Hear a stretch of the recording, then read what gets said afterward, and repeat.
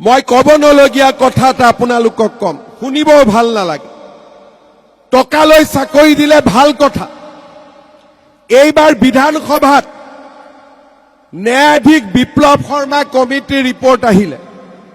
বিধানসভাৰ সময়ত মই ইমান ভাল কৰি পঢ়া নাছিলো।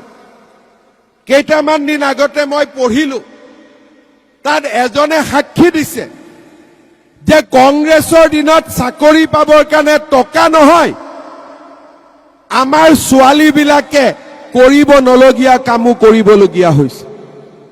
এইটো জাজৰ ৰিপৰ্টত আহিছে, মোৰ ৰিপৰ্টত নহয়। আপোনালোকে চিন্তা কৰক, কংগ্ৰেছে আমাৰ সমাজখন ক'ৰ পৰা ক'লৈকে লৈ গৈছিল। আজি বিজেপিৰ দিনত চাকৰি ওলাই টিভিত গৈ ল'ৰা ছোৱালীয়ে কয় যে মোৰ মায়ে ৰিক্সা চলাই, ঠেলা চলাই, তৰকাৰী বেপাৰ কৰে, আজি মই চৰকাৰী চাকৰি পাইছো। এইটোকে কয় পৰিৱৰ্তন। মই কব নলগীয়া কথা এটা আপোনালোকক কম, শুনিব ভাল নালাগে। টকালৈ চাকৰি দিলে ভাল কথা। এইবাৰ বিধানসভাত ন্যায়াধীশ বিপ্লৱ শৰ্মা কমিটিৰ ৰিপৰ্ট আহিলে। বিধানসভাৰ সময়ত মই ইমান ভাল কৰি পঢ়া নাছিলো।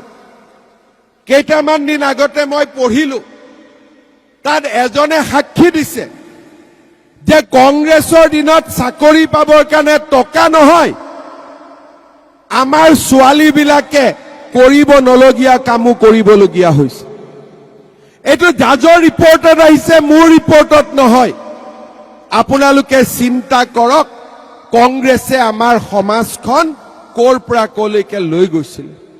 আজি বিজেপিৰ দিনত চাকৰি ওলাই টিভিত গৈ ল'ৰা ছোৱালীয়ে কয় যে মোৰ মায়ে ৰিক্সা চলাই, ঠেলা চলাই, তৰকাৰী বেপাৰ কৰে, আজি মই চৰকাৰী চাকৰি পাইছো। এইটোকে কয় পৰিৱৰ্তন।